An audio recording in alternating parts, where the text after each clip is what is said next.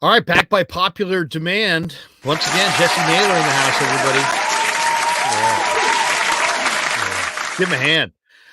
Jesse, good to see you, man. Welcome to the Krug Show, the Pig in a Pickle Krug Show, brought to you by Pig in a Pickle. Check them out in Corte Madera, open 7 days a week, 11 a.m. to 8 p.m. And also check them out in Emeryville, in the Emeryville Public Marketplace.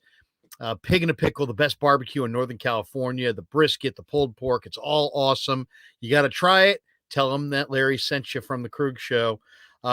Jesse, good to see you, man. How you doing? I'm doing fantastic. And when I come down for training camp, I feel like we got to go eat at Pig in the Pickle and then also do a show while we have Pig in the Pickle right there being ready to get eaten. That's the way we'll do. We'll live vlog. It's got to happen. Yeah. We'll go out to Marin County. Damon will set us up and we'll sit there and we'll go live right there from Pig in a Pickle. And the audience can get your real time impressions of the brisket. I love it. Let's do it. That'd be great. We're doing it. By the way, CW became a YouTube member. I always give my YouTube members a little clap. Thank you, CW. Thanks for joining the Krug Show. All right. We always want to talk Niners, and it's never a bad time to talk Niners. One of the things that kind of caught me by surprise, all the different content creators have different sources, and some people have sources, some people don't, some people just put things out. But I saw Brad, who's pretty credible, Brad Graham, say that Chad Ryland followed him, the Maryland kicker followed him, and he was taking that, or maybe reading into that maybe Ryland might be coming the Niners' way in the draft. I looked him up. He's slated as a late day 3 pick if he's drafted at all. But to me, it's a bigger issue. We haven't heard Robbie go anywhere. Robbie said he wanted to leave before, and they kept him. To me, this is like kind of like a non-story until it's, time for a 43-yard field goal with the Super Bowl on the line. And then it kind of matters that you have a rookie or you have Robbie Gould. How would you play your hand if you're Lynch with the kicker? Do you go for the rookie, or do you try to extend a little bit for Robbie Gould and try to steal money from some other spot of your cap? Man, I would prefer to have a veteran. That's just me personally. I feel much more comfortable. It doesn't necessarily have to be Gold. I mean, who else out there? Eddie Pinheiro, somebody like that. Yeah. Kickers are so hit and miss. They're so hit and miss. You don't know if these guys are going to come out and be good. You don't know, even if they are going to be good down the line, you don't know if they're going to be good right away. There's just so much that can go wrong with a kicker. And then they're so finicky. Kickers can be hot for a whole season, just like Dallas's kicker. And then all of a sudden they get the yips and everything is out the window. They can't even make a basic extra point. There's just too much that can go wrong with the kicker position. And unfortunately, or maybe fortunately, I guess it depends on what you think of the kicker position, but they can weigh heavy on a game or a season. They can sway multiple games for you throughout a year. And so you're right. I mean, once games start getting tight, especially as you get later in the playoffs, these teams start to get closer to you in talent. It is really, really hard to go into that game and not feel confident about that kicker position or have any question marks about it. So I personally would prefer to have a veteran. That being said, I'm also not going to overpay. I'm not going to give just unlimited money and pay you top kicker money. You're 40. At least if it's Robbie Gould, I'm sorry. Your leg has gone down a little bit. Yes, you're extremely accurate, but I'm not going to get anything really over 45 from you. Your kickoffs are, there's a little bit more to be desired. So I would love to have him back, but I'm not going to break the bank for him either. So it's a fine line that they got to play. Okay, I was a big advocate for Eddie Pinheiro. I did just realized he re-signed with Carolina. Oh, did he? So he's back.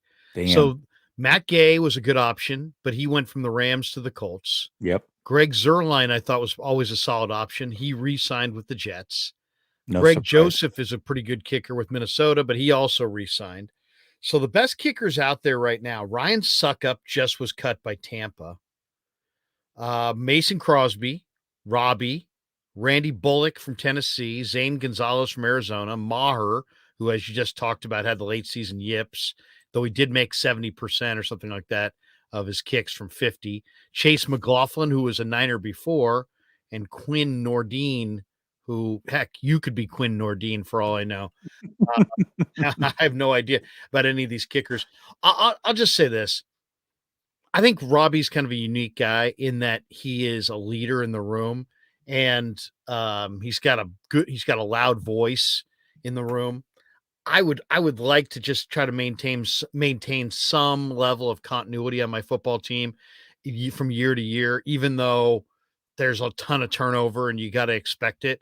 So I'm looking to bring guys back in certain roles unless there's a deficiency. I didn't see that deficiency, so I'd like to have them back.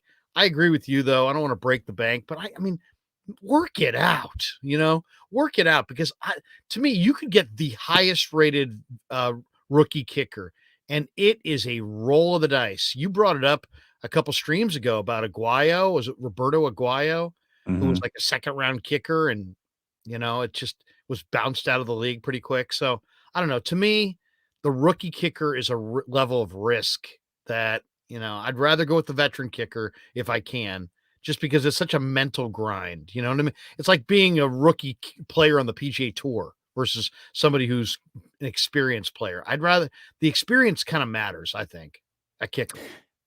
I'll say this though. I would feel you said Crosby's on that list. Yeah, Mason.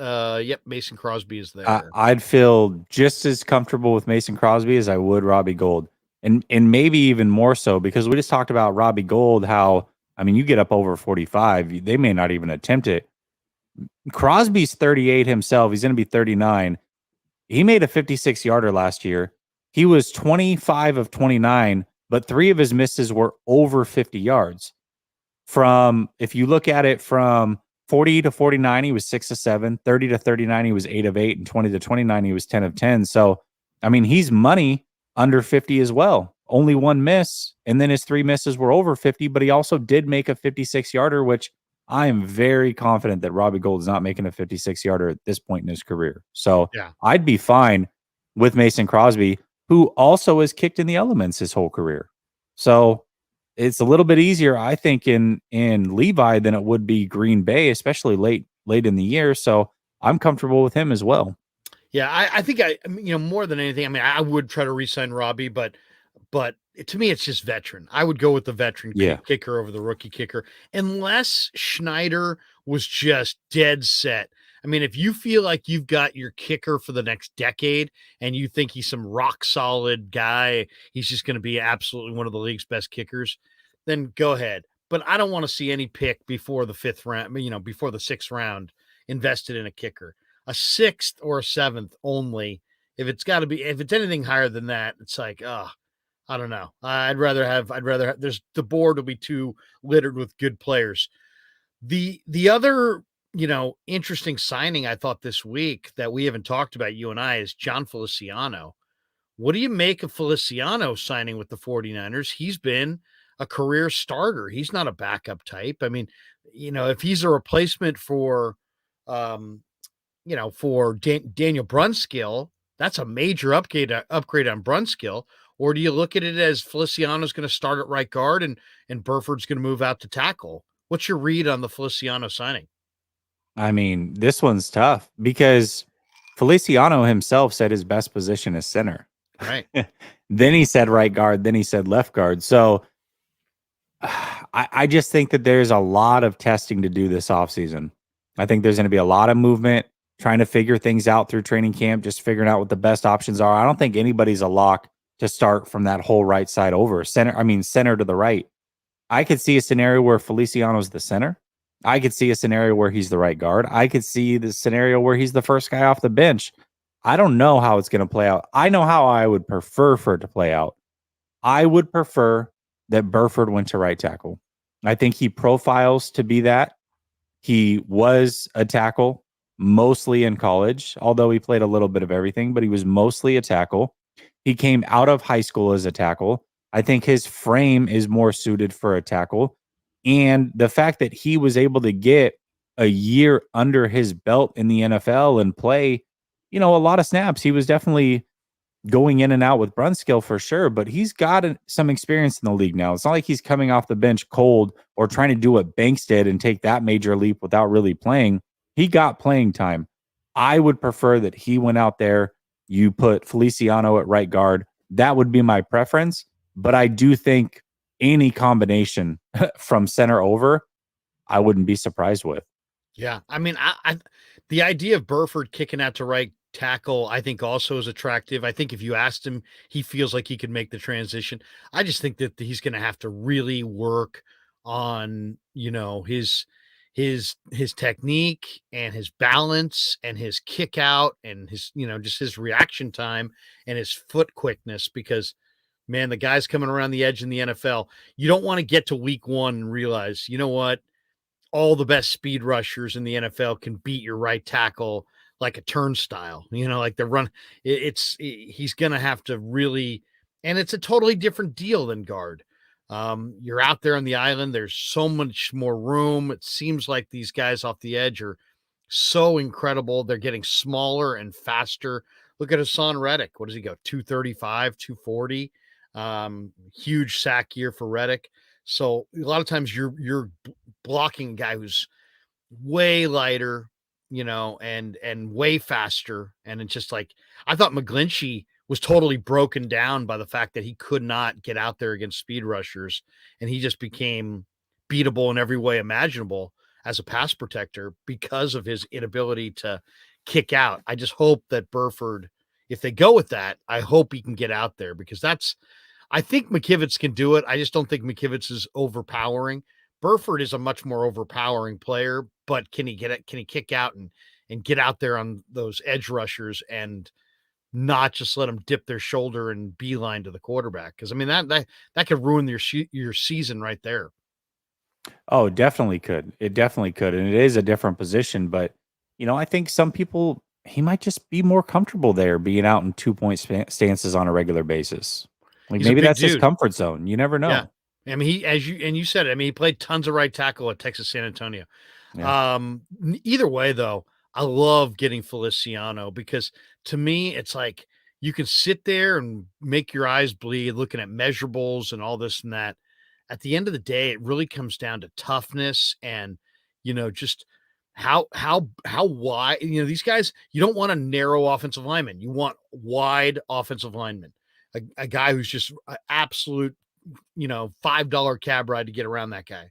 And Feliciano is naturally very, very broad, and then he's tough.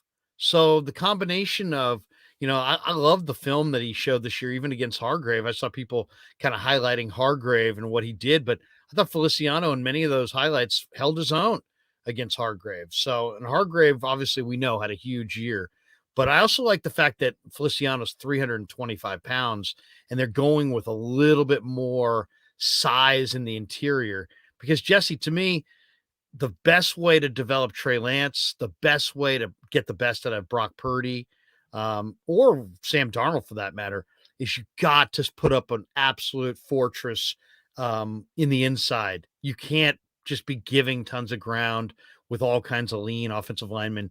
You got to really fortify the interior. And if they do that, I mean, I think Purdy's going to complete 70% of his passes. I think Trey's going to play with a lot more confidence. I think Darnold is going to stop seeing ghosts. I mean, that's a huge part of their season this year, is how well they block inside. Yeah, it definitely is. And I also think there's a scenario, no matter who starts where, I think that on the surface, a lot of us are looking at it and saying, okay, well, let's say it's the regular starting lineup from last year minus McGlinchey, add McKivitz. You're automatically worse. I don't know if that's necessarily the case. I mean, I don't think McKivitz is as good as McGlinchey by any means. But even though the names are the same, you've got 3 of those guys that last year was their first year starting in the NFL. I think it's entirely possible that all 3 take a leap this year. And if they do, even if your right tackle is a step back, your offensive line as a whole has gotten better. And so I just think, yes, the names could be the same, but the result actually could be better, even though you're removing McGlinchey and adding McKivitz potentially, because those other three could make a leap. So I'm curious to see how this thing plays out. Gregus Khan's got a good one here. He says, I think Jalen Duncan, the Maryland kid, could win the right tackle job. They wouldn't need to take him trade up to get him. Where do you think they attack right tackle? Do you think that's the first thing on the list? Do you think, what's the priority? Or would you rather not have a priority and just play the thing as it falls to you? They've got 3 picks bunched together at the end of the 3rd round. How do you think they play their hand? Do they sit? Do they trade up? And then once they're on the clock, you go for best available. You want position of need. What approach do you like? I mean, I would prefer best available, but I think this draft is going to tell us a lot about what they think of Burford and where they would prefer him to play. If they don't take a right tackle, then you're looking at it going, okay, there's a good chance Burford's kicking out there. There's a good chance at least he's competing for it, and we'll see how it goes. So we're gonna learn a lot in this draft. As far as trading up, I mean, only if there is a player that you've fallen in love with, not the position, but the player themselves. Like, best player available, we got to have this guy. We think he's an absolute beast, regardless of position.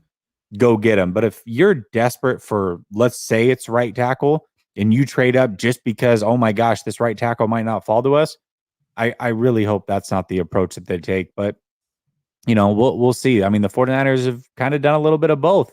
They've done BPA. They've done position of need.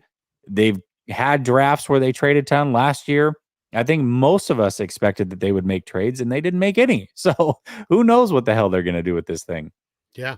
No, it's seriously there. It's not an easy thing necessarily to guess about. What do you think of Austin Bryant? They just signed him from Detroit. They lost a lot of snaps when they lost Ebukam and Amenahue and Willis. And so, wasn't going to be like, oh, one guy is going to come in and replace them. Right. What did you think of the Bryant signing, the Farrell signing? And we were talking before we went live. I mean, there's a lot of big name edge rushers, difference making guys out there. There's veterans, there's young guys, there's guys who, in the past have commanded a lot of money. Do the Niners have one big free agent signing in them, maybe for another edge rusher? And what'd you think of Austin Bryant? Yeah, I mean, as far as Austin Bryant goes, I mean, I reached out to a couple friends that are Lions guys. One of them's a really good friend of mine. He played college football himself. And he said, he gave me 3 bullet points. He said, hurt probably. He said injury prone. What did he say? He said injury prone. It basically was 3 bullet points. It was like, I'm happy to get rid of this guy. Essentially, is what he said. It was good against and then Buffalo I reached out to something like that, right? It was yeah. Then I reached out to a Lions content creator, and he said that he flashed really well in the Bills game, but he also had a really bad penalty at the end of the game. He saw the development in his pass rush, no doubt about it, but also said, the injury history is there. So, we'll see. We'll see what happens with him. As far as Farrell goes, I don't mind the pickup. I look at Farrell much like I look at Solomon Thomas, and the Raiders tried to take that reclamation project and turn it into something, and we're trying to do the same thing right back. But if we're looking at Bryant and what I would do there, I would have much rather just brought back Jordan Willis, who I'm very comfortable with. So faster. He's way faster. Yeah. So that, that's just me personally. I don't know. We'll see. I mean, they need bodies. They 100% they need bodies in camp. So just because these guys are on the team doesn't mean they're going to stay on the team. Depends on who else they're going to sign. And I do feel like the 49ers have something up their sleeve. They've got money they can free up. I mean, really at the blink of an eye, there's players out there to be had. It would be nice to bring in a veteran edge rusher that I feel like they can trust, because if they go in the draft and they draft somebody, let's say round 3, round 4, that's cool. And maybe Drake Jackson can make that leap, but there's just not a lot I feel good about once Bosa and Jackson are off the field. And the 49ers really like to rotate their defensive line throughout the season. I mean, there's times where none of the starters are on the field and they got 4 fresh guys out there. I don't feel real good about the guys that are coming in behind them right now. Well, let's talk about who's out there in the free agent market. It's a limited list. There's a bunch of guys who have signed. I mentioned early in the process before the whole thing started that I kind of like Zach Allen. He went Mhm. from Arizona to Denver for big money, Yeah, he did. 15 million a year. Arden Key jumped. There was talk that maybe the Niners would have some interest in Arden Key. He went from Jacksonville to Tennessee. He also got big money. There was some report that they had interest in Ogbonia Okoronkwo. He went from Houston to Cleveland. And of course, we all know that Amenahue and Willis and Ebukam all bolted. Amenahue to Kansas City. I think that one guy went to the Colts, right? And then Willis went to the Raiders. So I'm looking at the list of who's left. So I thought maybe Solomon Thomas would come here. He re-signed with the Jets. But here's who's Justin Hollins just re-signed with Green Bay this afternoon. But as far as who's available, Leonard Floyd, Frank Clark, Robert Quinn, Yannick Ngakwe, Jadeveon Clowney, and then inside guys like Ioannidis, Ashawn Robinson, but Marcus Golden, another edge rusher, Puna Ford. Houston should be out there, yeah. What's that? Justin Houston, he should be out there. Justin Houston. Who else? Melvin Ingram, Justin Houston, Carlos Dunlap, who's a veteran, Anthony Barr, Kerry Hyder, of course, is yet to make his decision. Jason Pierre-Paul, Kentavious Street, who I really like Kentavious Street. I'd consider bringing him back because he's just so incredibly strong and versatile. And that's probably the whole list. I mean, there's a couple guys further down the list. Jannard Avery, I think, is interesting. He played in Tampa last year. He's 27. I think he might be a good, cheap defensive end. But I mean, they definitely could use, whether it's in the draft or in free agency, they definitely need at least, I would say, 2 or 3 more defensive lineman rushers. And it's just, how many do you want to invest in the draft? I mean, they have 11 picks. They don't have that many needs. Heck, they could take 4 or 5 edge rushers in the draft if they wanted to. But it would be nice to get a proven guy. I mean, is there, of that group, which guy do you prefer? I mean, my offseason plan 3 weeks ago was go get 2 veteran guys. Go get Quinn, go get Houston, and hope that one of them pans out. Quinn 2 years ago was coming off of 18.5 sacks. Last year, Houston was coming off of 9.5. You take 2 veterans like that, you're going to have flexibility. You put them on a 1-year deal. I mean, then you can kind of remix again next year. But really, 2 of the 4, you also named Pierre-Paul and you also named Melvin Ingram. Yeah. You get 2 of any of those older 4. division. Yeah. I mean, you get 2 of any of those 4, I'm fine. I'm fine with any of them because I feel like in a limited role that all of them can get after the quarterback. They're in a heavy rotation, so they're not expected to do, starter snaps. You're talking about maybe 35, 40% of the snaps. I'm fine with that. Any 2 of the 4 I'm good with on 1-year deals. Yeah, I am too. And here's the thing. Do you wait until little time passes? Because you might be able to get, the 49ers are going to be in the short conversation for Super Bowl contenders. If a guy watches the draft, he's a veteran player, gets to May and he doesn't have a team, and he's like, I want to win a Super Bowl. Everybody's got basically the same amount of money or offering the same kind of thing. I think the Niners might be able to clean up right there if they leave themselves just a minimal amount of cap room, because look at the discussion in the NFC. It's going to be a Niner, Eagle, Lion discussion. I don't know. I mean, it's like, that's from what I'm looking at. Maybe Seattle, I guess they had some massive draft in April again. Yeah. But I mean, the Niners are undoubtedly a playoff team, and maybe and a lot of people's chic pick to go to the Super Bowl. So maybe they could capitalize on that positioning by getting like a Fowler or Pierre Paul. I mean, Pierre Paul opposite Bosa might have double-digit sacks. Right. I mean, Yeah, he but might be I an could see incredible Houston kid. or Quinn also. Yeah. I mean, Houston is, I mean, they're all about the same age, 33, 34, Ingram, just that veteran guy would be nice off the edge. Um, and the thing about it too is like when I'm looking at Antonio Bryant, I'm thinking, well, I like Antonio Bryant, but then you see the injuries and he's like, he really doesn't have a lot of production and he's not necessarily graded out all that strong against the run. So, you know what I mean? I don't want to say they're filler, but I can't sit here with a straight face and say, yeah, Cleveland Farrell and Austin Bryant are Right. upgrades from Amenahue and Willis and Ebukam. They're not. They're they're filler. Maybe that creates one spot for somebody really good, or maybe they're really like some edge rushers in the draft who will be like the primary guys. But if they're leaning on those guys to give them, what Ebukam, Amenahue, and Willis gave them, I think we're all gonna be very disappointed. Yeah, and I'm not saying that I'm right for this because I don't know how it's going to turn out, but anybody listening can easily say, "Well, I mean, sure, you can say that about these guys, but I mean, who was Amenahu before he came? What was Hyder doing without Kasurek? I mean, he had the good year with Detroit, but before he came back with Kasurek, he wasn't anything. And then same thing about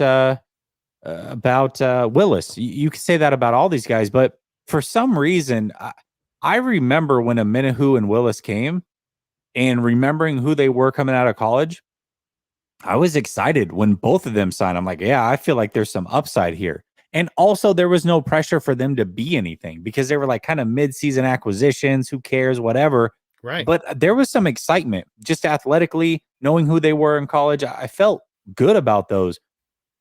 Farrell, I kind of get that feeling, but with Bryant, I don't, I don't have any of that in me. That's like, man, I really think that he could turn into something with Kasarik. And that doesn't mean that I'm right. I just remember the feeling that I had when those other guys came and thinking that there could be something there. I don't have that same feeling with Bryant. Not right now, anyways. Do you see a significant trade coming before the draft or in the draft? And if so, what Niner player do you see getting traded away? Or do you Man, or do you see them trading for another team's veteran? I don't see a significant trade coming. I mean, if a trade happens, it'd probably be like in the draft. It would be something small, what have you. The only real true significant trade that I think they could make, and I think it's a slim chance they do. Some people think it's zero chance, but I mean, until Bosa and Ayuk sign their extensions, and Ayuk's not going to this offseason, so that's always going to be a possibility.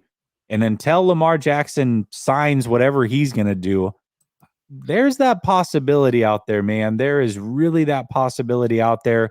The 49ers are one of the few teams that have enough ammo to add to a trade to make it worth Baltimore's while. I just, I, I think it's possible. It's small, but I really do think that that's still a possibility. So you're thinking Lamar. I mean, Okay, if so a we big I one's going to talked about happen, that's this. it. Yeah, I talked about this a little bit earlier today with Ryan Hensley. I thought, and this is an interesting discussion. I if when you first say Lamar to the Niners, my first thing is no, doesn't make sense. But the one thing I really do believe is I do believe that the 49ers are finished giving away seasons because of quarterbacks. And they're not going to give away this season. So like, for example, if they think there's I don't know, 25% chance that Brock Purdy's not going to come back until really be able to come back and play until much later in the year. And at the same time, if they believe that Trey Lance is not anywhere ready to play quarterback, which we don't know what they believe, but they know more than we know, then trading for Lamar, I think, then becomes viable because I don't think the 49ers want to give away this year to the development of a quarterback or waiting around for an injured quarterback. Um, the question I would have, and one that I've broached before, which is if somebody offered me, if I got offered Lamar for Trey Lance straight up, I don't know that I want to make that trade. I really don't. And now I know Trey Lance. I mean, it's like people will say, "Well, I'm a big fan of Trey Lance," or "I'm not a big fan of Trey Lance." I'm a big enough fan about Trey Lance's upside that I wouldn't want to trade him for Lamar right now because Just Lamar's because had of the two money, down because years you'd in a have to pay row. Lamar so much. And what's that? Lamar wants big money, and he Yeah, wants, and isn't that part of the deal? Is that of they have course. Bosa, they have Ayuk? Isn't part of the plan to keep this thing together and make a run to go with the rookie quarterback on the rookie scale deal? So if you're going to turn around and flip Trey for Lamar and pay Lamar through the roof, I don't. How does that benefit you? How are you? How does that jive with your plan to re-sign Bosa and Ayuk? It seems like several veterans would have to go for this to be a reality. When you factor that in, I'm not making that trade. I don't want to make that trade. Also, I don't know what I'm trading and I don't know what I'm getting. I don't know. I really don't know what Trey's going to become, but I really suspect I like his traits. And I think long term, I'll gamble on him to make it, but I don't even know what I'm getting because Lamar 2 years, 3 years ago when he won the MVP, what we saw the last 2 years has not been the same guy. He's not healthy. He hasn't, first of all, he's never really proven he can win playoff games. Um, I don't know. I don't know. I don't do. I'm not even sure that I'm not sure that Lamar is better than Trey. We just haven't seen Trey. I suspect that Trey's upside is greater in some ways as a total prospect than Lamar because I think Lamar is still kind of, I don't want to say he's overrated because I think he had incredible year. That 36 touchdown year was an incredible year, but last year wasn't it? He had 17-7. He sacked an awful lot for a super mobile guy. He's only got one playoff win in 3 or 4 tries. He's had really good teams. I mean, he's been surrounded by a lot of talent. I don't know. Where do you weigh in on Trey for Lamar? Because if I got offered that trade, I'm saying no. Uh, I'm known as like the Trey guy in the community. If that's the trade, I'm doing it in a heartbeat. And I'm not You're doing thinking. that. No, I'm not even thinking about it. Here's what. Let me try to sell you on the Lamar thing real quick. So a lot of people look at Lamar and say, okay, he's going to want a lot of guaranteed money. I think that there's the thought out there that he wants a fully guaranteed contract. That doesn't seem to be the case, at least not from his own mouth. But he is going to want a lot of guaranteed money. But you know what that does, Larry, is it actually does give you a lot of cap flexibility because if you think Lamar is your quarterback for the next 10 years and you only sign him to a massive 5-year deal, that means you can restructure him 3 to 5 times comfortably. And every time you do that, you're freeing up a ton of money. Look at what the Browns just did with Watson. Oh, you need 36 million? Restructure. Not that big of a deal. You know why? Because we think he's here for 10 years. We only signed him for 5, so we can kick the can down the road comfortably, very comfortably. So that's one thing that we have to take into consideration. I do think that they could keep Bosa and do all that. Frankly, I think Bosa would be a part of the deal. I really do. I don't think the Oh Ravens my! do it without Oh, Bosa. oh. Period. So Bosa's part of the deal. so let me tell you, hold on, let me throw this scenario out at you. So let's say Oh the 49ers need to give up Lance, Bosa, and next year's first. However, no, they sign Yannick Ngakoue. They get a third rounder this year and a third rounder next year. no, no. I don't want to. I don't think Lamar's worth that, Jesse. I really don't. I mean, let's take a closer look. Lamar had in 2022, he had seven interceptions. He also had a whole bunch of fumbles. Didn't he? He had 11 turnovers in 12 games. It's a lot of turnovers. He completed 62% of his passes. That's not an incredible number. 17 touchdowns, 7 picks this year. Last year, 16 touchdowns, 13 picks. He's been sacked almost 55 times in the last 2 years, and he's incredibly mobile. So I don't know. I personally, I mean, if he was like a proven playoff performer, it'd be one thing, but it's the opposite. he's gone south in the playoffs. He only has one playoff win. And then the question is also about mobility. Don't you think, I haven't seen the young mobile quarter. I mean, he's not just mobile, he's a running quarterback. I mean, he's an excellent runner. He ran this year for 12 games. He ran for 6.8 a carry, 764 yards. I mean, he was literally, if he had played a full season, he's a 1,000-yard rusher. He's had a 1,200-yard season. He's an incredible runner, but I'm just wondering, is that sustainable going forward? This guy hasn't played a full season since 2020. I think I don't there's know. also a really big difference, and it's hard to evaluate Lamar Jackson in the situation that he's in, because the way that I see it, He's got terrible J- wideouts. Josh Allen and Lamar Jackson, I mean, they are the whole offense. Like, they're not like, okay, we're a piece. They are the whole offense, the whole offense. So now you come over here and you're playing with 5 all pros. You can run as well. I mean, who's stopping them? The 49ers are going to run for 200 plus yards a game easily every single game. And then you got players running wide open all over the field. If you thought players were open when Brock Purdy was playing, imagine what's going to happen when you do a play fake with Lamar Jackson, Christian McCaffrey, and then Debo coming around on a fake jet sweep.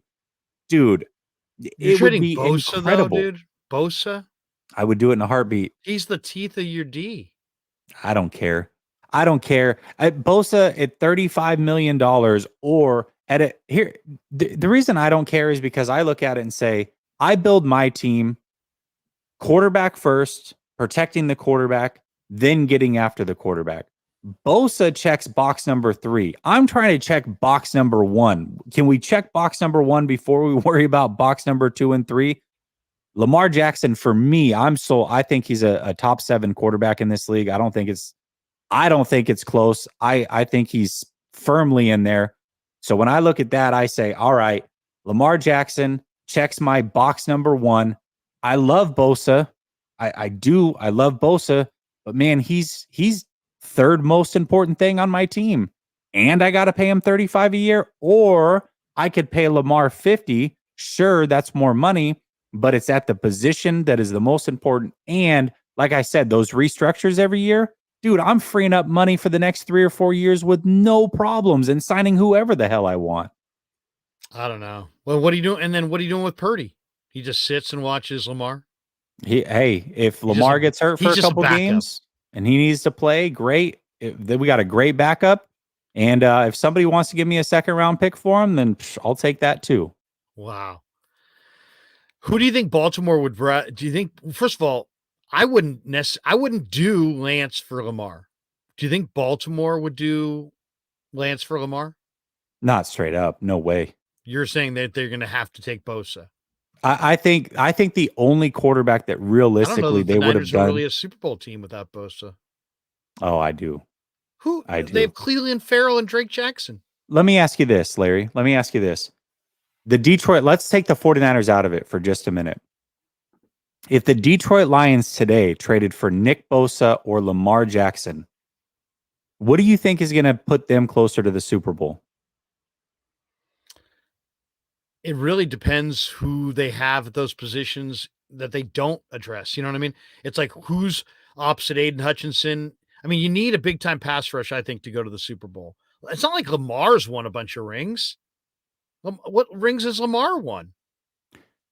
He hasn't, but he also is, like I said, man, has Lamar even been good the last couple of years? It's a big difference when you're the whole offense. It's so much that this is like the Brock Purdy argument, right? Like the conversation that we had a couple weeks ago is like, yeah, I think Brock Purdy can be great with this team, but do I feel comfortable that in 3 years I got to pay this guy 40 plus million and then start stripping away talent and think that he can carry it? If I put him on Baltimore last year, get out of here. Brock Purdy would have looked like Krusty the Clown compared to Lamar Jackson. I don't think they're even on the same stratosphere. Well, Lamar had 17 touchdowns, 7 picks. He was sacked 26 times last year. He had a QBR of 59.1. Yeah, I mean, we could look up the QBR of Purdy, but I'm sure it's higher. Oh yeah, it's going to be higher. I don't know. I would be very, first of all, you're going to blow up your structure, your salary structure. Then you're also going to give up on a good young quarterback and you're going to take on a super expensive guy.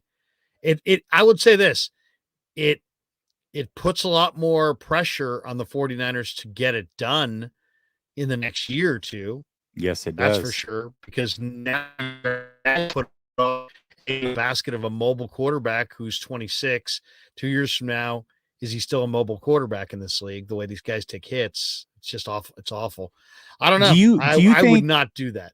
do I would you not do do you that. think that they were in on Watson before all that stuff went down with Watson? Yeah, Do you think that I was their do. target? I do. I do See, think and they liked Watson, that's the only reason that I think that it but they're is. different players too, though. They are. No, don't get me Yeah. wrong. They are. They are. But that's the only reason that I could see possibly that they're like, we're not like necessarily going all in on Lamar, but we're monitoring the situation at hand. I'll say that. I think that there's that possibility. Hey, I'll tell you where I think you're super onto something, and it's really live. Is we don't know what they know, Mm-hmm. so we don't know the exact details of Brock Purdy's rehab, but somewhere along this line, they will know. Yep. And if they feel like Brock Purdy's done, let's say they just say, you know what, this is going to be a written off year for Brock Purdy. Um, they could like Brock Purdy and really like him. They could love Brock Purdy. And if they think that he's like not really can't be counted on this year, then it comes down to, okay, guys, are we going to put this year in the hands of Trey Lance and Sam Darnold? And then the question is, love Trey, but then it's back to Lynch at the combine. Trey needs to play. That's the problem. We're a team that's ready to go. The implication was he's not ready to go, to me. If you really believe that too, let's say that those things are true. Let's say they believe Brock's going to be back at some point, but it ain't going to be in the next, any time for the season. It's going to be late in the year and they say he's going to be out for the year basically. And if Trey, they don't believe in, or they don't believe in him fulfilling that potential immediately, because that's what the doctor ordered, right? He's going to get the opportunity immediately. The games are immediately. He's going to have to develop immediately. If they don't think that's going to happen, and they know a bunch of criticism is going to come on their shoulders as he fails being forced to play before he's ready to play, then maybe trading for Lamar makes sense. But there's no chance, no way, no how that I would ever include Nick Bosa in that trade. I personally think a Trey Lance on a rookie deal compared to Lamar in that situation right now where it's clearly fractured. I don't see why you have to pay full price for Lamar. He probably has a lot. I mean, he's an NFL quarterback, so he has a huge say in where he goes, right? Because if nobody wants to pay $20 million to a quarterback that's not happy. So in reality, whether he has a no trade or not, they always have a huge say in where they go. He's not just going to be sent somewhere. He's going to have to be amenable to it. So if he says, "Hey, I want to play for the Niners," and the Niners want him, the price tag may not be as high as you think. You may not have to pay dollar for dollar for Lamar's value because Lamar's going to have some say. And it sounds like the way the Ravens have handled this have pissed him off. And it sounds like he's willing to look elsewhere. And I think, Jesse, he's going to have a lot more say in where he goes. So we'll I see. do agree We'll with that. see. I do agree with that, Larry. And as far as having say where he's going to go, but the Ravens have put the price out there. I mean, They want you the look two at some of ones. the Is that other what it trades is? that the other quarterbacks have gone for. It's been a lot more than 2 first-round picks. And those quarterbacks, Russell Wilson's not as good as Lamar anymore. So we've seen this happen. We've seen where it's gone and what the asking price is. So when they even said, hey, we're going to put this tender on him, 2 first-round picks, you're like, that's a bargain compared to what these other guys have gone for. So that's the minimum starting point. You trade Trey right now, I could see a team, hey, you know what? We'll give you a second-round pick for him. We really like him, especially comparing him to the rest of the quarterbacks in this draft that would go in round 2 or 3, 4, whatever. We'll give you a second. I could see that scenario, but you're still very, very far apart as far as meeting that minimum demand of the 2 first-round picks. But man, I mean, in some ways, Lynch and Shanahan dial up the pressure on themselves with ownership. If they're like, yeah, we invested these 2 picks to move up for Lance, and now we're going to invest Lance and 2 more picks to invest in For sure. Lamar. It's like Yeah. suddenly the quarterback trying to fill this quarterback spot has become enormously expensive, and to me that no, I don't know. I would not go that And route. I agree. I do think that there's a minimal chance, but I'm just not willing to slam that door shut on this scenario. Not yet. Ashley jumps in. I love Ashley. She says, Larry, Lamar is worth multiple firsts. Trey alone is laughable. Stop it. No, I get it. I understand. But my point is, Trey's the quarterback with the upside on the rookie deal that would give the Ravens, the day they make the trade, all kinds of flexibility and options and upside. Yeah, he's an unknown, but I think Trey's going to be really good. So I'd be deathly afraid to trade Trey. The idea that you would trade Trey and multiple ones, or Trey and Bosa all for Lamar, I don't see it. I don't see it. I mean, I'm not saying it's totally crazy. I don't think it's going to happen. I can't go that direction. They have looked at rookie quarterbacks. They were at Stanford's pro day with Tanner McKee. Mhm. There was a report that they like the Utah State quarterback as well. Um, what do you think? I mean, what is the fourth quarterback? Because I mean, it's like there was a time nobody wanted to discuss the third quarterback, but then you have a year like last year, and suddenly the third quarterback's a hot topic. But they've got their 3 quarterbacks right now, it appears, depending on health. But I think we're all expecting they'll use one of these 11 picks on a quarterback. Do you have a favorite rookie in this group? I know it's, there's always, you can always watch film. There are no games. The Utah State quarterback is the guy that they supposedly went to his workout or looked at. They've also been linked to Dorian Thompson Robinson, Jaron Hall from BYU, and they were at Tanner McKee's pro day the other day. Yeah, I haven't put in any film work in the later quarterbacks, and the only reason I put it into the top 4 was for my second channel, because I was making a Panther video, and so I'm like, hey, I need to know like who I would take at number 1 before I make this thing. So I haven't put in any work, but I would say this: if I'm the 49ers, there's a lot of names out there that I do know. There's a lot of names out there, and I imagine that there's probably you're going to have your pick of 4 or 5 of these guys round 7 or undrafted free agency. If you really, really want one of them specifically, do what you did with Purdy. Just take them in round 7, make sure that they're yours, or, play the game afterwards after the draft is over and see who you can get. But I think having Sam Darnold here with Purdy, who I am confident that he'll be back pretty early. I mean, I don't think it'll be week 1, but I'd be shocked if he's out past week 4. So I would say you got Purdy, you got Darnold, you got Trey. You do need another body. There's no doubt about that. But I don't think there's any reason to take one before that final round, regardless of who it is. I mean, you can't be that in love with one of these guys to where you're going to bump them up ahead of the other players that have been starters in this league. I just don't see that. So I would say take one, do it in round 7 if there's somebody that you really like, or just play the undrafted free agent game and see who is there and who you can get. I look at it this way. Last year, you saw something that maybe the rest of the league didn't see. See if you do it again. See if Mhm. you see something that other people don't see. Yeah. If you have a conviction on Tanner McKee, then go with Tanner McKee. If you have a Yeah. conviction on Jaron Hall or Clayton Tune or Stetson Bennett or Dorian Thompson Robinson, then go with them on day 3. At some point, I would definitely. It's a day 3 thing, and it's probably a late day 3 thing, and it might be an after the draft thing. Based on their other needs. I mean, they really do have bigger needs than the fourth quarterback. But after a year like last year, um, you don't want to run out, and you want to make sure that you've got somebody that in the pipeline that you like. Richie says Brock was a great feel good story, but we forgot how soft his arm is. He couldn't throw the deep ball. Lamar is the missing piece, not Brock. Wow. I don't know, man.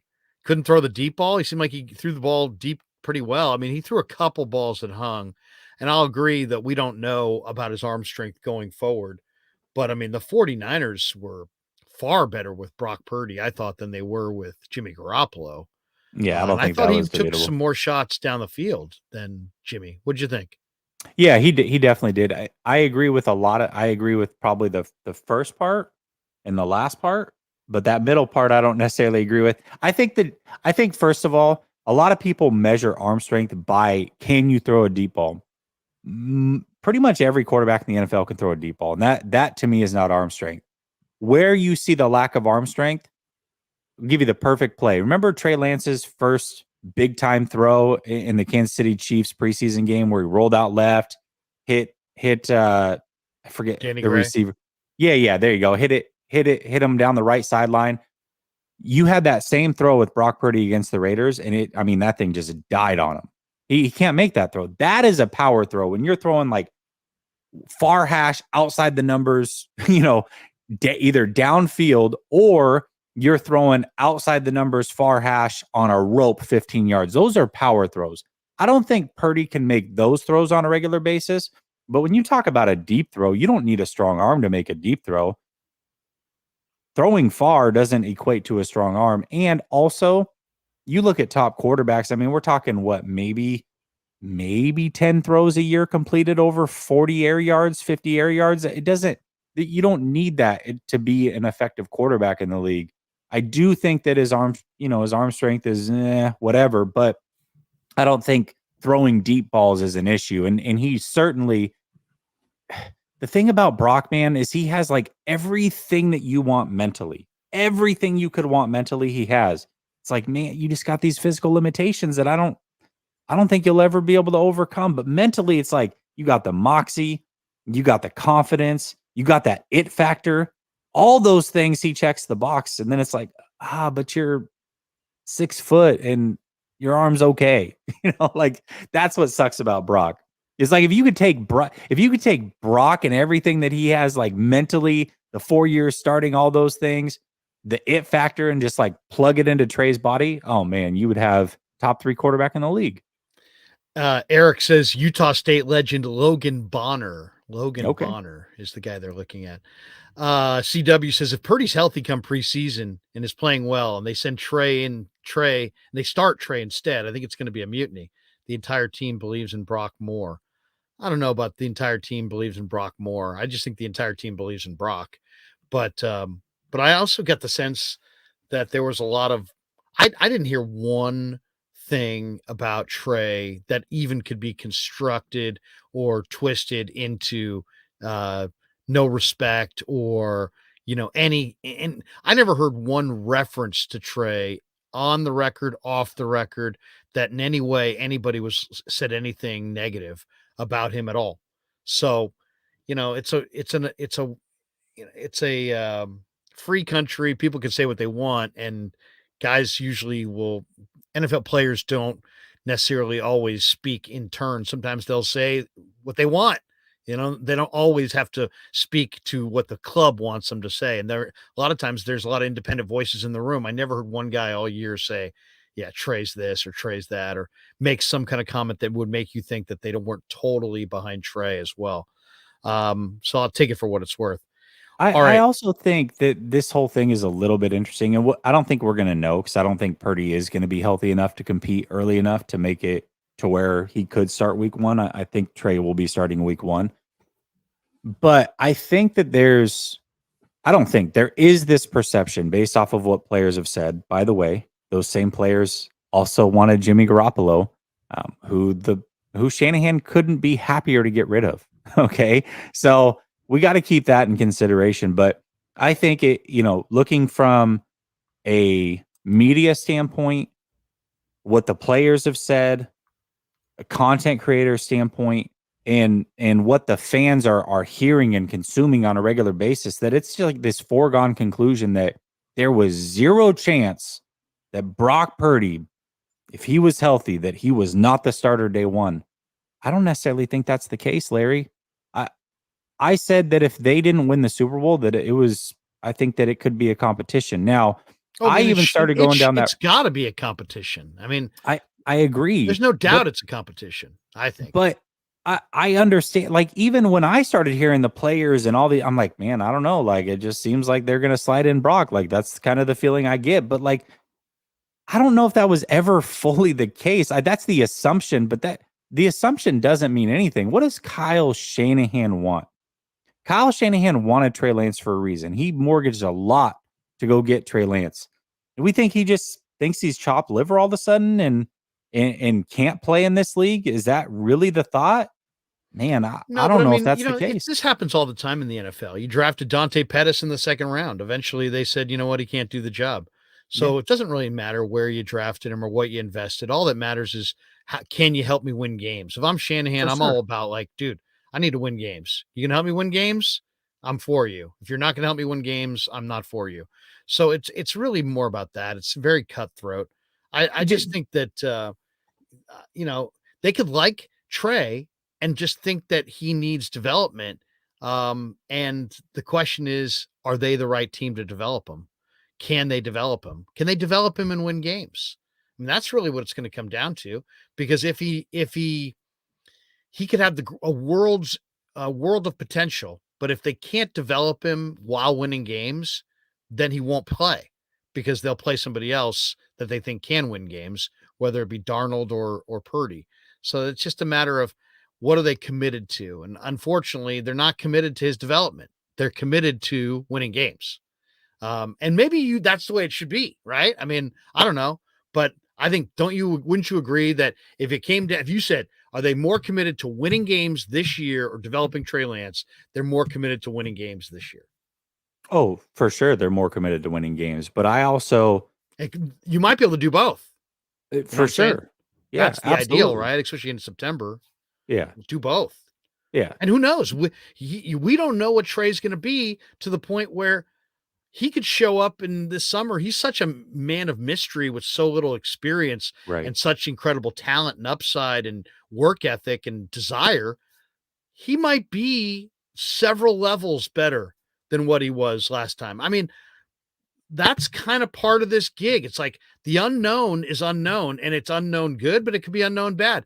He might be so raw that you can't play him, or he might just get it and he looks like the next Mahomes and Brock Purdy's a footnote. I mean, I think all of these things are in play.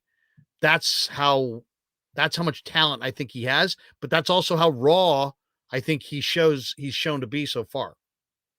Yeah, absolutely. I just think that they are in the business of winning games, but they're also in the business of just making sure that they're making the right decision and making sure that everybody's competing across the board. And I think there's a big difference between Pettis and Lance, just from the standpoint that one's a quarterback. Also, I think that they never really dug Pettis's temperament, but you saw, I mean, how many years did they stick with Jalen Hurd? A Dude, lot. this guy How many never years they even stick saw with the CJ field and they were Beathard? giving him chances. CJ Beathard was a third round pick who they Right. traded up for. They gave him a number of years. Yeah. So they're going to give him at least one more year to try to compete and see where it's going. And I'm not saying that he would have been the favorite by any means, or he would, I don't know how it would have played out, but I find it very hard to believe that no matter what, if Brock Purdy was healthy, he was for sure going to start, and that better be the way that it goes. I don't think Kyle Shanahan sees it that way. I think he would just like be. I think everybody would be comfortable, including Trey, Brock, Kyle, all the players, with just saying, you know, it's a competition. Mm-hmm. Now, if they want to give Purdy the number one reps to start it off, let's say they're both ready to roll and practice. We know that's not going to be the case, but let's just say they're competing for this thing. Maybe you make Purdy the number one based on how the year ended. I could see that. I don't think that's a controversial move if Shanahan did it, but I think everybody's just like, hey, roll the balls out there and let's see how these guys play. And then we'll get to the preseason and we'll see who the team looks better with and have a competition. I'd be fine with that. I think that's the way to go. I think that's what the NFL really is at its core. It's like, hey, you're a high pick. I was a low pick, but I played well, and it's a meritocracy deal. It's like whoever does it will whoever, there's a lot of pressure to win. So I think it's going to kind of solve itself.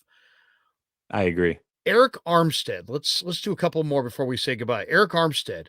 I didn't realize his numbers last year were so bad. I really like his film. I think he plays with unbelievable functional strength. He still can split a double team. He still looks like he's got the quickness to get to the quarterback. He still is in the right gap at the right time, and he stands up against the run. But he had like 10 tackles all year and no sacks. Yeah. And he makes a ton of cash. Yeah. What's the, is he a strength? Is he become a liability? Is he, is he a guy that you, because of the lack of production, you wouldn't want to, restructure his contract and extend him out? Are you looking towards the end? Or is he trade bait? Where are the Niners with Armstead? He's such a fixture in the community. And I think he's way, way, way more valuable than those stats, but those stats are staggeringly low. They definitely are. I'm not restructuring Armstead under any circumstances. I'm not doing it because you're talking about a guy who's 30. You have an out after not this year. I think it's next year. You would have that potential out. Maybe it's after this year. I don't remember, but I don't want to kick that can down the road. So I'm definitely not doing that. But I think with the right situation, so now they've got Javon, they've got Bosa, obviously. Who knows what they're going to do as far as the other rusher, edge rusher. Maybe Drake Jackson just takes the leap. We'll see. But this is the scenario where Armstead can really clean up and have another really good year, just like he had in 2019. And one thing I'll say about Armstead is, I mean, he's an absolute force. He is a run game stuffer, and he's frequently the one. Now, he may not get the numbers or even the pressure, but it seems like he's pushing a lot of quarterbacks towards the outside players so that they can go get their sacks and their numbers. That seems to be a frequent thing. He's getting assisted tackles. Yeah. Yeah. It's like I mean, the film shows hockey, he's playing well at times. If this was hockey, how many assists would he have? You know what I mean? Right. So right. He would have a ton. He might lead the league in assists. I don't know, but he's still valuable under the right circumstances. He's just not valuable enough to where I'm going to continue to push this contract back, because I do want that flexibility of being able to get out after that 2024 season. I believe is when that out can happen. Kinlaw, what's going to happen to Kinlaw? Is Kinlaw here? Is Kinlaw moving? Do you anticipate a trade? Do you think he'll have a great year this year? He's not going to start the way it currently is slated. Man, I could see every scenario here. I don't know what his trade value is. I could see a scenario where if he legitimately goes out there into training camp, if they're being real, that he doesn't even make this team. I don't know if he's one of the best 53 on this roster. I mean, somebody had asked me, I was doing a stream with a meme before this, and somebody had asked over or under 5 sacks for Kinlaw this year. And I said, do you mean 0.5? He's got one sack, 1.5 in like 25 games. That's what I'm saying. What was the number? 5. I was like, come on, I'll go man. under 5 for the career right now. Right. So I don't know, man. I am rooting for Kinlaw. I actually really love his story. Quarterback sacking guy. He's a run stuffer. He is. At least that's what he's supposed to be. That's what he's supposed to be. But now he's lost all this weight because of the knee, So it's like, I don't know, man. I'm rooting for him, but I could see a scenario where he gets cut. I really could. I know. It's unfortunate. I like him a lot. I did a couple interviews with him this year, but towards the end of the year, and I'm not trying to be overly critical, but he just wasn't getting anything really done. Mm-hmm. So that's the thing. I mean, that's the problem. You got to get something done. You either got to penetrate, spill the play, direct the quarterback, force him to step up. You got to do something. And as the season wore on, I wasn't seeing those plays against the run. And there was just no consistency to it either. He might make a play, but then be washed out on 2 or 3 running plays. I kind of accepted that he wasn't really a big time pass rusher, but if you're not going to sack the quarterback to the level that he doesn't sack the quarterback, you really got to be a force against the run, and he's not a force against the run. So Yeah. that's a tough one. Um, last one, we've been doing this, the whole content, the whole, I mean, I'm not, we've been doing it. They put out the bracket of the Niner content creators, and I got beat by Grant. I went down. I fully expected to get beat by Grant. Grant's a force of nature. But what would you say? I mean, there's a lot of people. I felt bad, like Ryan Hensley. He's not even on there. Wayne Breezy wasn't on there. There's a lot of good guys who are really do some outstanding stuff. You know, present company excluded. Give me a Niner content creator that, man, you really want to check out on a regular basis. Because looking Oh, at that list, the one thing that hit me is that, man, the Niner fan wins out in a huge way. Why? Because there's just so many different people giving you so much good content across the board, whether it's film or this or that, or, opinion or stats, information, breakdown. I mean, if you're a Niner fan, you just got a lot. You got a lot. It's a full buffet. It's a full buffet. Who do you like outside of us? Who do you like? I mean, I support everybody. I try to pop into so many streams. I mean, people will see me. It's usually just for a couple minutes, like just to show love. Like, hey, keep doing your thing. Give these guys likes, subs, whatever. I really I try to support the community the best that I can. I know that I'm very fortunate in the way that the channel's grown and the love I've been given. So I try to pay some respects back. So I try to give that to everybody. But like, who am I going to go out of my way and watch? I mean, there's Grant's must watch TV. He is must watch. He's got something crazy he's about to talk about. He's He's just a stretching. character. He's pushing as hard as anybody. You know, what I mean, Yeah, and absolutely. he'll test you. Yeah, and obviously I know Grant on a personal level and I really like Grant and we've become friends and whatnot, but he he's just entertaining as hell. I mean, if Grant and I had a falling out tomorrow, I'd still watch Grant. He's captivating. He is. So Grant's a must watch. Crocker, not so. I don't watch him so much on Locked On 49ers, but when he was doing his own thing, he was must watch. He's on with Peacock, right? Yeah, Yeah. yeah. But I don't watch him with Peacock. It was when he was doing his own thing. He had his own morning show. I would always stick in with that. Those are the two that like always like I go out of my way to watch. Like I make sure that I show love to everybody and respect to everybody. But like if I'm just going as a fan and strictly, hey, I want to watch these guys for entertainment value and for very different reasons. Those are the two that I'll go out of my way to watch on a regular basis. Um, I always was kind of intrigued by Vish when Vish was on with Grant, and then I became a Vish fan, and now I'm doing the show I twice love a week with Vish. Vish, Yeah, and I just I love his breakdown because it's going to be different than mine. You know what I mean? It's like we do whole streams where we disagree like the entire time. I I mean, love like it. literally the entire time.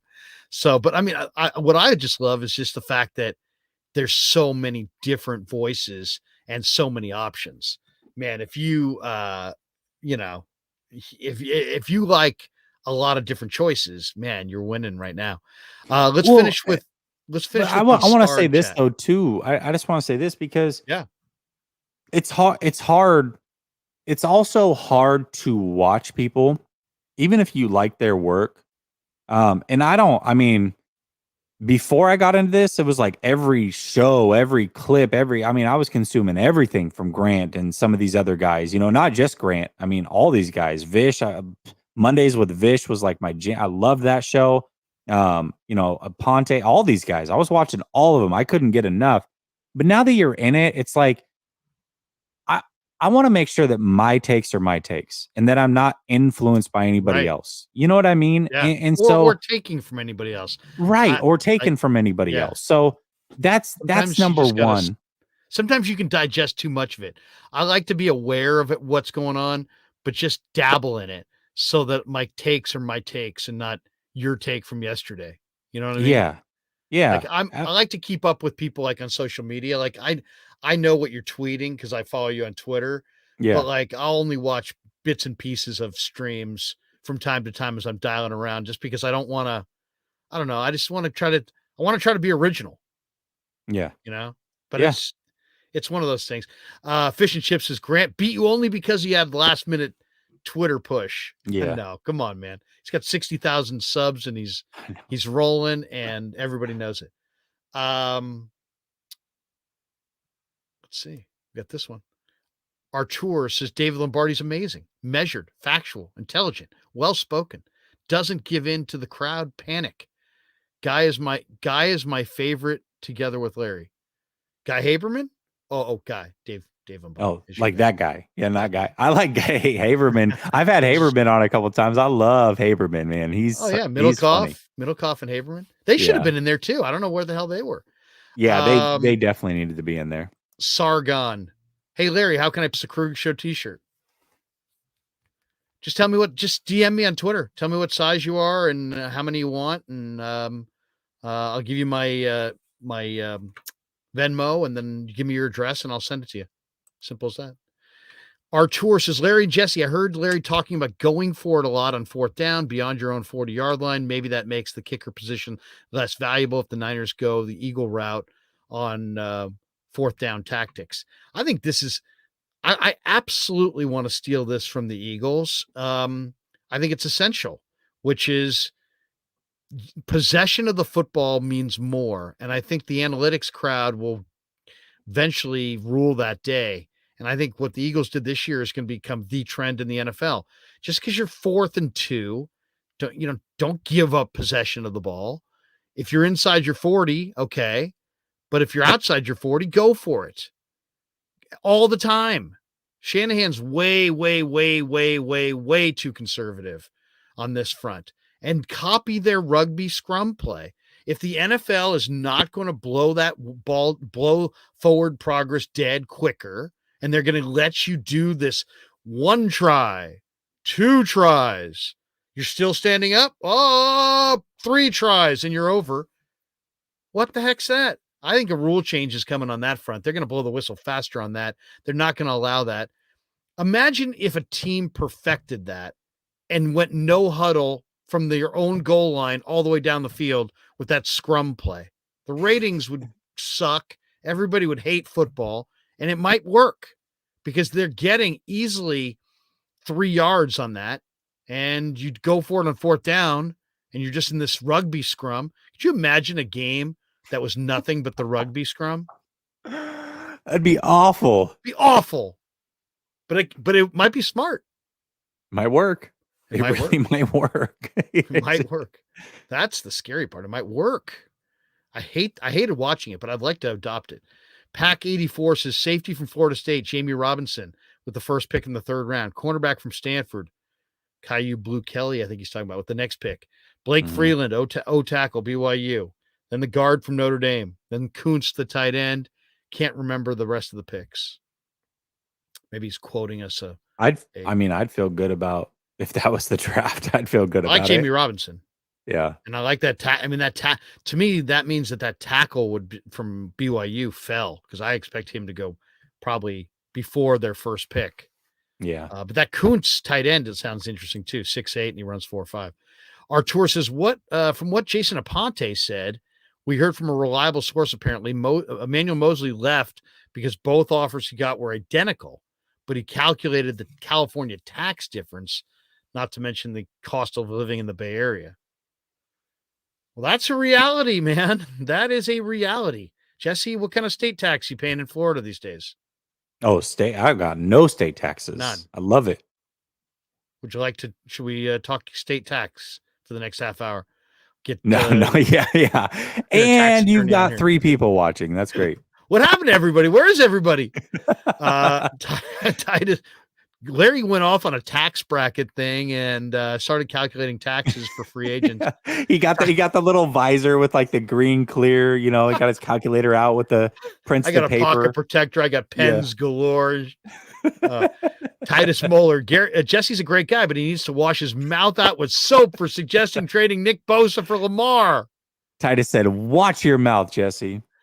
Oh, I had to save that one. Outside the echo chamber, they would never trade Lamar or Lance for Lamar. That's crazy talk. So now that's crazy talk.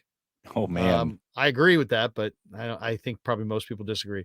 MF says on the TV broadcast, Farhan Zaidi said Casey Schmidt's strong spring has forced him into the club's plans. He looks really close. Farhan, are you listening to me? Promote Casey Schmidt out of spring training. Your team is garbage. You have no talent. You have no interest. You have no right-handed hitters. This guy's good enough to play third and be a Gold Glover. He's hitting gappers. The rest of your team's hitting 200. He's hitting 440. Put Casey Schmidt on the final roster. The roster's not garbage, but you hear what I'm saying. Casey Schmidt's big time. Archer says, Larry, but how many assists did Armstead have? May want to look at the assists. Terradome says, I got my own awards. The Terradomes. Krug, Breezy, Jess, Cone, NBN. Who's NBN? nothing but Niners. Nothing but Niners. Johnny Dell, Ronbo. That's it. Any questions? Damn. I'll take it. Like I made the list, so I feel good. And there's a lot of good names on there.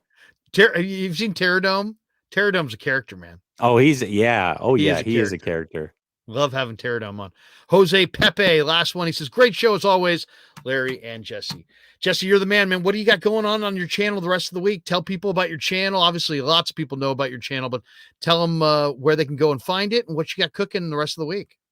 Yeah, you can check me out at Last Second Sports. You can also check out Last Second Sports 2 if you are into all NFL content. That's the second channel I just started. As far as the rest of the week, I mean, unless something breaks, probably not much. Usually go Tuesday and Wednesday during the off season. I'll do a show on Tuesday with my guy Sunil. Wednesday, I'll do a call-in show. And then if something breaks the rest of the week, I'll put out some videos or what have you. But I usually like to chill. Just take it chill in the off season because I go so ham during the regular season. Seriously, how many times do you stream a week during the regular season? Oh, on a low week, 8 times. Wow. Between not my channel, guest appearances, whatever, and this isn't full time for me, Larry. I got a full-time job. I got my kids that are growing up, my wife, so 8 times it's like, bro, I got to chill out a little bit during the off season. Seriously, man. Last super. Frank Tom Ocean. My favorite list, 49ers first takes. Who's that? Aaron. Yeah, he's a good guy, man. Really good guy. Aaron who? Aaron Labigan. Okay. Oh, yeah, Aaron. I've been on there. Yeah. Oh, Aaron's the man. I love Aaron. Yeah, he's so nice. He's bumming right now. I saw him bumming on Twitter today. I know. I'm like, bro, come on, man. Don't worry about all this other crap. Just go do your thing. He's got a nice little channel he's built over there. And what I'd say to Aaron, if you're listening, bro, I go on sometimes. I don't look to see who else is going on.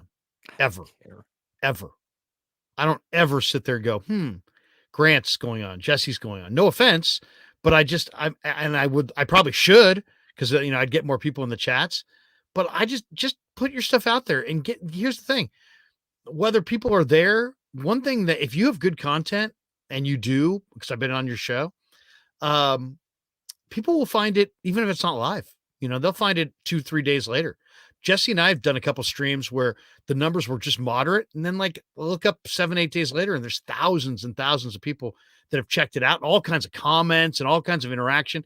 So you know what? Some people catch it live. Other people they're watching the NCAA tournament right now, but they may watch this maybe tomorrow or something. So it's like, yeah. And Aaron, don't get down, bro. I hear you sound really down in the dumps and hey, all these big wigs are doing it and I'm got less. Don't worry about it, bro. Just put your stuff out there and, persevere. I mean, it's going to be all right. Jesse, Grant, Krueger, Tide, love all your collaborations. Thanks for keeping the off season important. But what would you say? Because Aaron, you've been on his show probably, huh? Yeah, I've been on a show multiple times, man. Aaron is a real, first of all, just like as a person and a soul, man. Solid Aaron's dude. a really good person. Really good person. He cares a lot about everybody else in the community. And I think he's down because maybe he feels like he gives a lot to the community but doesn't get it back. I kind of felt like that for a while too, Aaron, especially in the beginning, man, because it's like, gosh, man, I'm in these guys' streams and I'm supporting them and, I'm not necessarily getting the love back. But it's not about that, man. Like, just if you want to support others, go support others. And I don't think you lose when you support others. I think the Totally. universe likes to give back when you do that. And if you're genuine about it, you're interacting with people, man, just carve out your niche. Don't focus on other people. I told him, on Twitter, I was like, listen, man, one of my favorite quotes in the world is winners focus on winning, losers focus on winners. Don't focus on anybody else, man. Focus on winning. Go out there and do it. You've carved a nice little niche in this community. You've got plenty of subs, and there are little tricks that you can do. Larry, you and I talked about this, but you're starting to pick up on some of the YouTube game where it's like, listen, your title, your thumbnails, these They things all matter. matter. You Yeah. can't just put out whatever you want and think people are going to come and they're going to find you because you're making 49er content. You got to bring people in. And there's so many people. You look at Grant, who's got 60 plus thousand, Brad, who's got 60 plus thousand. There's hundreds, millions of YouTube 49er fans out there that we haven't even scratched the surface. So you can go out and get 50, 60, 70,000 easy, and none of them have to be subscribed to Grant or Brad. Go carve out your own niche. There's plenty of people out there that will dig your content. You're a good guy. People know when you're the real deal on camera, or if you're fake, if you're a nice guy, if you're not. People like you for you. So just go out, keep making your content, put a lot of effort into your thumbnails and titles, get better there. People will find you, man. You will flourish if you want to flourish. And the only thing I would add to that is that don't define how quality your content was that day by how many people were in the stream or even how many people viewed the stream. Yep. You always want to take notice of that, but and there's been some times that I've just done some stuff with people that are not YouTube people at all, and it's but they're big name people. They're general managers or they're great writers or they're great media people, but they're just not in this realm. And it didn't necessarily do well initially, but it will do well over time because it takes some time.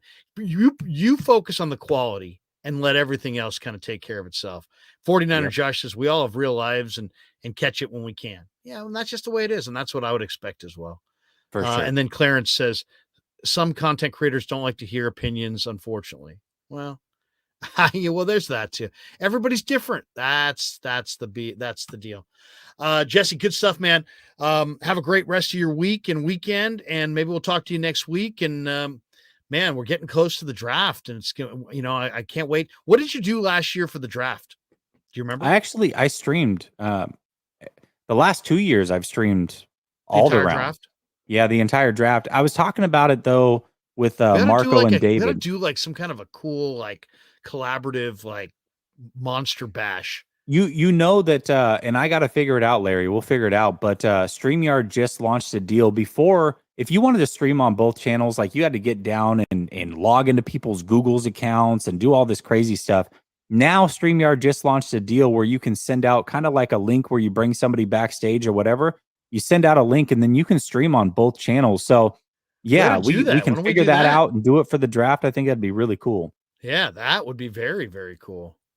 All right, brother. Have a good night, man. And we always appreciate your time. Your content's fantastic. Keep it rolling, and we'll talk to you soon. All right, bro. Later. Thank you. Take care. Jesse Naylor. He is good. He's good. Really good. Fish and Chip says Jesse is seasoned. Seasoned. I like that. I like that. That's a good compliment.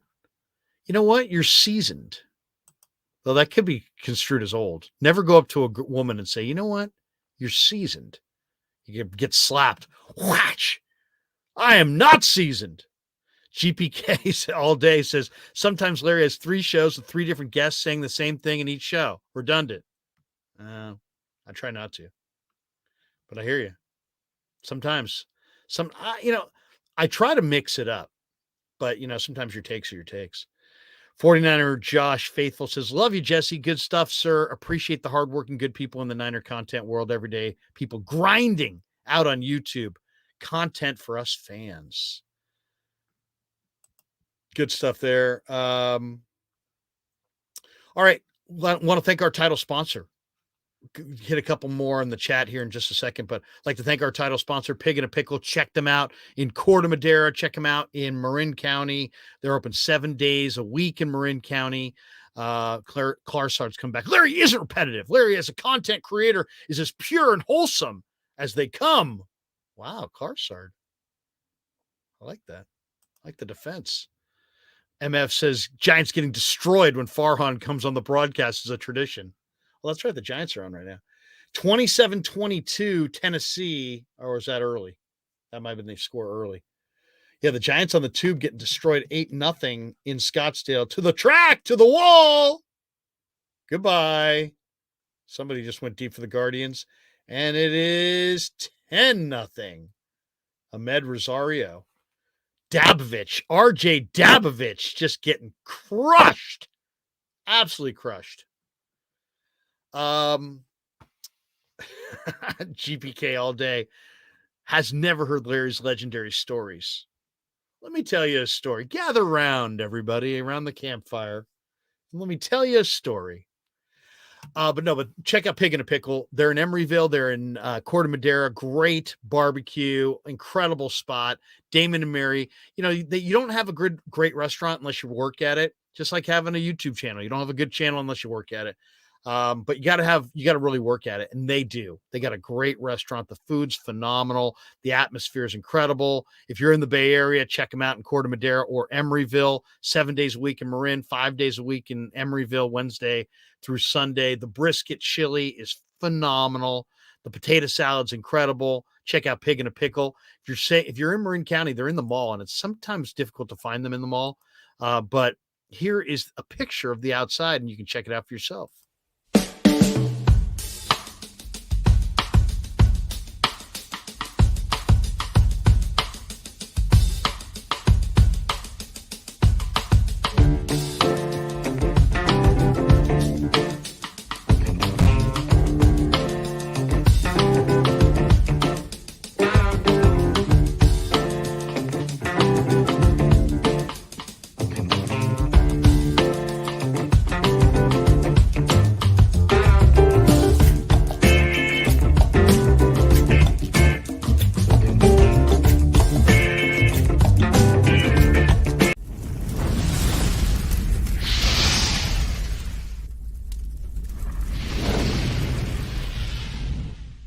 We're also sponsored by Telmetrics.co. If you hurt your shoulder, you need to rehab, you don't want to go to the doctor, you don't want to go to the ER. That makes sense. You want to do it at home. Maybe you're not hurt that bad. This is a great resource. You can check it out. Telmetrics.co. Telmetrix.co.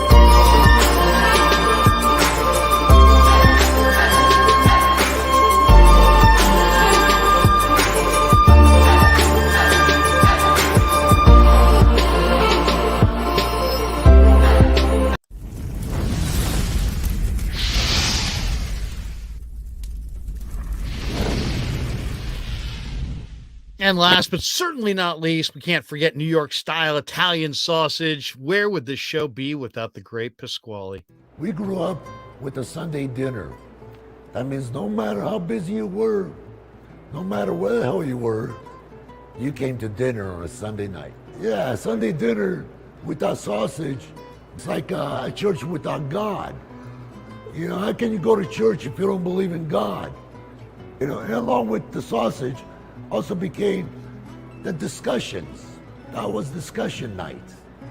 It wasn't a typical family that you sit there and you're quiet, and you don't talk with a mouthful.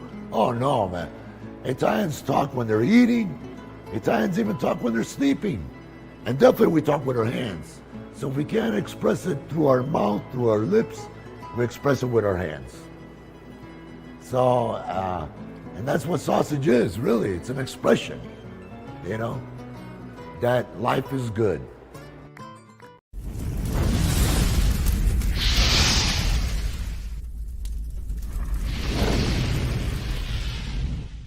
Welcome back to the Krug Show. And of course, thanks to New York Style Italian Sausage.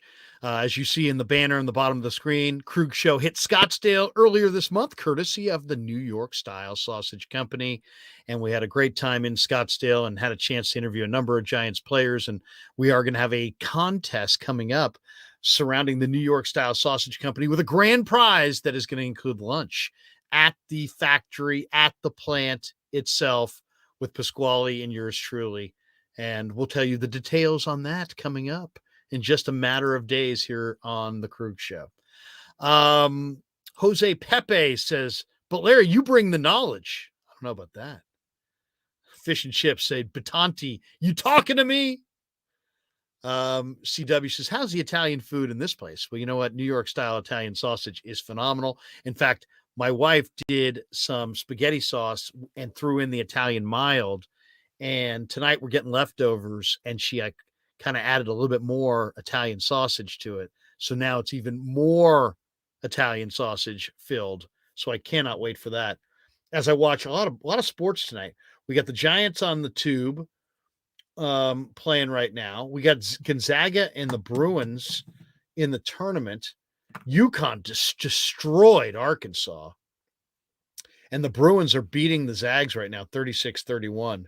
This is the Sweet 16. Tennessee's up 5 on FAU at the half. And then tomorrow, I think Princeton, Creighton, Xavier, Texas, a bunch of games going on tomorrow. Sweet 16 games. But I always love this night, Thursday night, the Sweet 16, getting down to the Elite Eight, and then the games this weekend, the right to go to the Final Four. Because, man, once you go to the Final Four, I mean, that's like the big thing. It's like going to the Super Bowl. You know, people say, well, how many Final Fours did you make? The national championship is obviously the cherry on top. But in a lot of ways, these coaches they grade themselves on, like, do they make it to the Final Four? So these next couple games, you know, you win these next 2 games, you made it to the Final Four. But the Zags not playing particularly good defense against Jaime Jaquez, 38-31 Bruins in that one. So I'm going to go watch that right now. Hope you enjoyed Jesse. He was fantastic. Jesse's channel is incredible. Let's see. MF said, you going on with Dan later to talk some ball? I think Danny does want to go on maybe after on his channel. Might catch me later tonight on the Dan channel, the NorCal Sports Network channel, after the Giants game. I think he asked if I would go on there. So we'll check that out later tonight. But I got a little money on the Zags, so I'm hoping they come back. Very little money. But I would be watching the Zags on the money line, trying to come from behind. The Zags are the 3 seed, the Bruins are the 2. I just thought the Bruins were too banged up to beat Gonzaga. We'll see. Long way to go. 4:29 left in the first half. 49er Josh says, peace and love, Krug. Later on, faithful. Bouncer says, is Cy going on? I'm not sure. If Cy is going on, they'll be juicy, I'm sure. So anyway, thanks to everybody. Oh, we always check where we're at. We're creeping closer to 16,000 subs. And there's always good new videos coming out on the Krug Show. And I've got a couple new ones coming out here in the next day you're really going to like. But we are at 15,000, almost 700, 15,696. So if you're in the chat right now and you've yet to hit like or subscribe, please hit like and subscribe. If you hit like, it just helps more people find the algorithm. How more people in the algorithm find us, I should say. And then if you hit subscribe and hit that notification bell every time we go live, you'll be alerted that we are going live, so you don't miss any of our shows. And then, of course, you can be a channel member as well. And we'd love you to be a channel member. We give our channel members special content that we don't give to anybody else, and when they get some stuff ahead of time before we release it to the rest of the public. So we appreciate that as well. Thanks to all of you. Have a great rest of your night. If Danny wants to stream with me later tonight, check us out on the NorCal Sports Network. I'll tweet it out, I'm sure, if you follow me on Twitter at SportsLarryK. Until then, have a great night, everybody. Go Zags! Yeah, never met a man I've been scared of. Careful, you gon' get exactly what you asked for. Here for whatever you bring me, getting handled. I answer to no one, I don't need to hassle. Yeah, we ain't never fall back.